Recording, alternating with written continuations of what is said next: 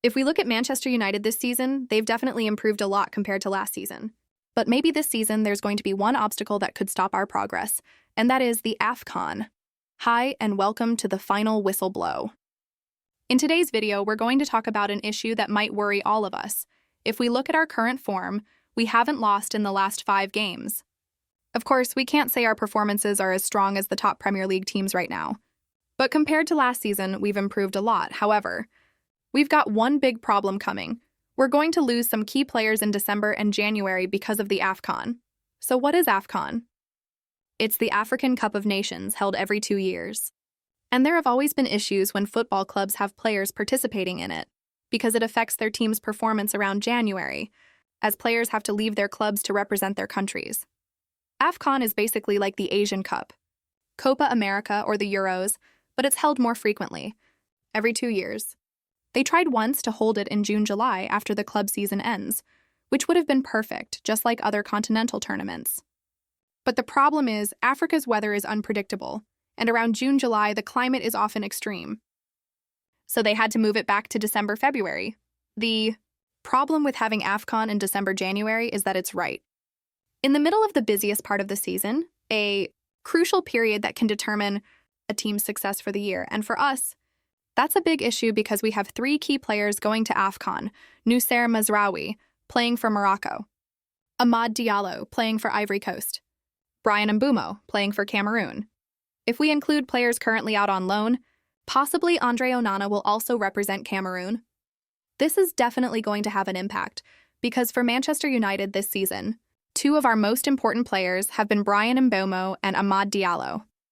If you look at our attacking play, most of it comes from the right side, mainly driven by Amad and Mbeumo. And when Mazraoui plays, he also supports our attack well, so losing all of them will be a huge problem, especially since they're vital to our attacking setup. We'll be without them from December to January. AFCON runs from 20th December to 18th January, so the players might even leave earlier to join their national teams. Here are the matches we'll play without our AFCON players. 16 Dec, Manchester United versus Bournemouth. 22 Dec versus Aston Villa. 27 Dec versus Newcastle, Old Trafford. 31 Dec versus Wolves, Old Trafford. 4 Jan, Derby versus Leeds, away. 8 Jan versus Burnley, away. And if their teams reach the AFCON final, we could also lose them for 17 Jan versus Manchester City, Old Trafford. 24 Jan versus Arsenal, Emirates. These are all big games that we can't afford to be without key players. Recently, Bryan Mbeumo said he's still waiting for a final decision, whether Cameroon will release him or if United will let him go for AFCON. As for Amad and Mazraoui, they haven't made statements yet, but both are very important for their national teams. Even when Mazraoui is injured, he still gets called up, especially since Hakimi is usually the starter. And Amad Diallo has been a regular starter for Ivory Coast in their qualifying matches, so it's very likely both will go. Hopefully Manchester United can find solutions. One possible fix: when Mbeumo is away from the attacking midfield position, Amorim, the manager, could move Bruno Fernandes back to his natural attacking midfield role, partnering with Cunha, assuming this is a player or typo for someone like Mount or a youth player. Then, in Bruno's old spot, maybe Mason Mount or Kobbie Mainoo could fill in. So we might see a midfield combination of Mainoo and Casemiro. Now, replacing Amad is trickier, because if both Amad and Mazraoui are gone, that's a double hit to our right side. So who can we rely on? Maybe Diogo Dalot, or hopefully United can sign a new player in January.